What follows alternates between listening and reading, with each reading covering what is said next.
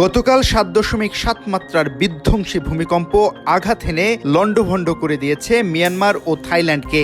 এতে অভাবনীয় ক্ষয়ক্ষতি ও অসংখ্য হতাহতের ঘটনা ঘটেছে। এই ভূমিকম্পের প্রভাবে ওই দুই দেশ ছাড়াও কেঁপে উঠেছে বাংলাদেশ, ভারত, লাওস এবং চীন। বিধ্বস্ত ব্যাংককে মাটির সঙ্গে মিশে গেছে একটি ৩০ তলা ভবন। ঘোষণা করা হয়েছে জরুরি অবস্থা।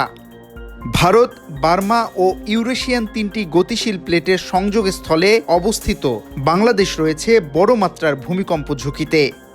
বাংলাদেশ সহ ভারত ও মিয়ানমারের কিছু অংশ জুড়ে সুবিশাল চ্যুতি বা ফল্ট থাকায় একটি দেশে ভূমিকম্প হলে তার পাশের দেশে যে কোনো মুহূর্তে বড় ভূমিকম্প হতে পারে বলে শঙ্কা থেকে যায়।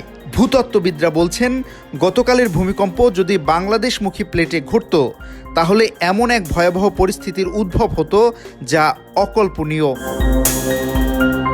অভিন্ন সময়ে মিয়ানমারের সঙ্গে দক্ষিণ পূর্ব এশিয়ার ৬টি দেশে এই ভূমিকম্প প্রমাণ করল বাংলাদেশ বড় ভূমিকম্প ঝুঁকিতে রয়েছে।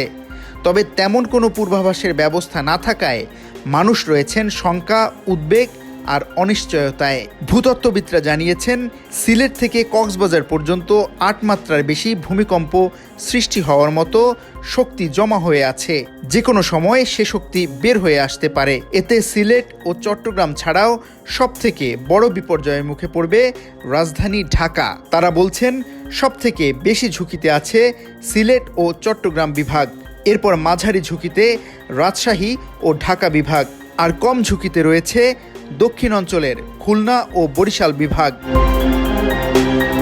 বিশাল নিউজ ডেস্ক।